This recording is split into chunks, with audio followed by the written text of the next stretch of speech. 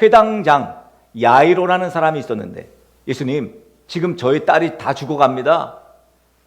예수님께서 오셔서 손을 얹어주시면 우리 딸이 날 줄 믿습니다. 함께 가시죠 해가지고 예수님을 모시고 제자들과 함께 그 지부에 가는 거예요. 지금 야이론의 집에 가는 도중에 지금 12년간 혈루증을 앓고 있는 여자가 몰래 와서 예수님의 겉옷을 살짝 만진 거예요.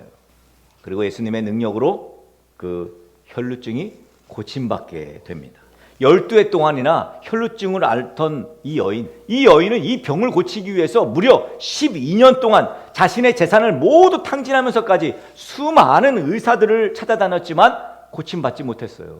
오늘 말씀 보니까 오히려 더 악화되었다 그랬어요. 여러분, 지금 이 여인과 같은 심정으로 사는 사람들이 얼마나 많겠습니까? 한마디로 희망 없는 인생들이 얼마나 많겠습니까? 모든 인간은 그 경중의 차이는 있습니다만 모두 문제를 안고 있습니다. 이 땅에 문제 없는 인생은 하나도 없습니다. 이 여인은 혈류병이 자신의 문제였습니다. 그야말로 죽고 싶었을 것입니다. 그런데 어느 날 이 여인은 예수님에 대한 소문을 듣습니다. 예수라는 사람이 하나님의 아들이고 고통 속에 있는 사람들, 그 많은 사람들을 치유하시고 회복시켰다. 그리고 기적을 일으키셨다는 소문을 들은 거예요. 인생의 문제를 가지고 있는 사람들에게 예수의 소문을 듣게 해주는 것, 그것만큼 좋은 게 없죠. 예수님이 그 어떤 문제도 해결할 수 있는 분이라는 사실을 알려주는 일, 이거 얼마나 중요한 일인지 모릅니다. 이 여인은 지금 하나님의 아들이신 예수님이 병을 고치시고 귀신을 쫓아내면서 많은 사람들의 문제를 해결했다는 소문을 듣습니다. 마침내 예수님이 오셨습니다.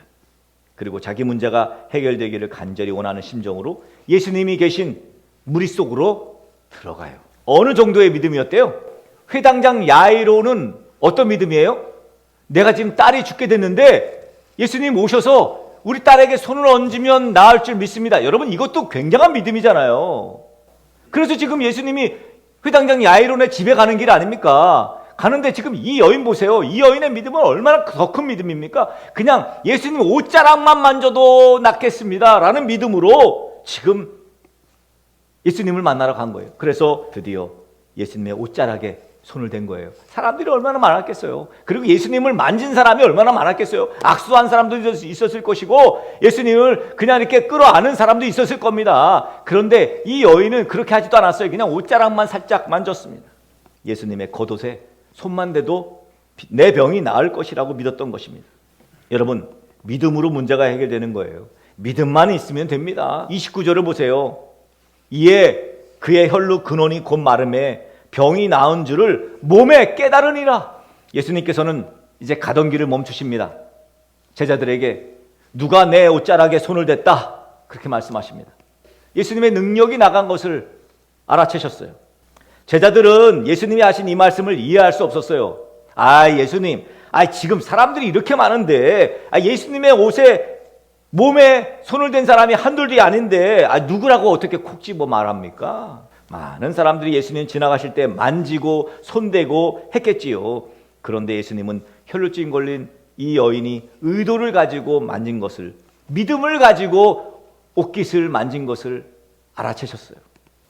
예수님은 누가 내 옷에 손을 대었느냐? 그렇게 물으셨어요.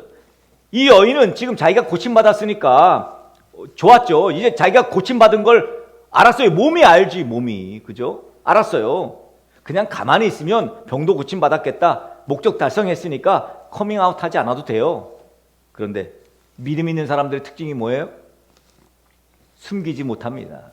이 여인은 두려워 떨며 자기가 예수님의 겉옷을 만졌다고 이실직고하며 손을 듭니다. 제가 만졌습니다.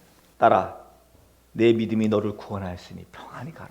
여러분, 문제를 해결하는 방법, 여기 지금 이 여인은 의사의 말에 따라서 약 처방을 했을 것이고 주변에 또 민간요법이 어쩌고저쩌고 하면서 또 많은 사람들의 이야기를 별의별 짓을 다 했을 겁니다. 그러니 재산을 탕진하지. 그런데도 결국 못 고쳤어요. 아무 효용이 없었고 오히려 더 심해졌습니다. 12년 동안요. 12년 동안. 아마 모르긴 해도 사기도 많이 당했을 것입니다. 누구도 믿을 수 없게 되었을 것입니다. 그런데 예수님을 기대합니다. 이 여인에게 누군가 전해준 소문으로 믿음이 생겼다는 것, 참 그 믿음이 얼마나 작겠어요. 소문으로만 들은 믿음이 얼마나 작겠어요. 우리처럼 뭐 이렇게 매주마다 말씀으로 다져진 믿음이 아니라 그냥 소문으로 들은 믿음이 얼마나 정말 그렇잖아요. 근데 여러분 그 겨자씨만한 믿음이 산을 움직이는 거예요. 우리는 이 혈루증 여인에게서 배워야 합니다. 여러분 혈루증은 멈추지 않기 때문에 12년간 무조건 매일매일 부정한 여인이에요. 이 여인은. 그렇게 12년간 부정한 여인이었던 이 여인은 예수님이 뭐라래요? 따라! 그랬어요. 따라 하시면서 지금 신분을 바꿔주시는 거예요. 먼저 예수님께서 따라. 신분이 바뀌었어요. 하나님의 자녀가 되었습니다. 그러면서 뭐라래요? 내 믿음이 너를 구원하였다. 여러분 그러니까 병만 고침받은 것이 아니에요. 그리고 뭐라 그래요? 평안히 가라 그랬어요. 평안히 가라. 이 여인에게 가장 좋은 것은 뭐예요? 지금 평안이에요. 평안이 없었어요. 늘 불안하고 늘 죄책감을 가지고 있고 늘 두려웠어요. 그렇잖아요. 사람들이 돌로 막 치려고 그러고 저를 비키라고 그러고. 그런데 이제 평안해집니다. 예수님 만난 인생의 모델이 된 거죠. 문제가 해결됐습니다. 이제 이 여인의 미래는 뻔합니다. 아마 여기저기 다니면서 자기처럼 문제 가진 사람들을 만날 때면 예수님을 소개했을 거예요. 나 12년간 혈루증 앓던 여인이야. 예수님 옷자락 만지고 나 고침받았어. 여러분 이거만큼 놀라운 복음이 또 어디 있을까요? 여러분은 이 여인처럼 좌절과 낙심을 겪은 문제들을 예수님 믿음으로 해결된 경험이 있으십니까? 그렇다면 여러분들의 미래 역시 이 여인과 다를 바 없을 것입니다. 인생의 모든 문제 해결의 가장 빠른 길, 믿음으로 예수님 옷자락을 만지는 것입니다.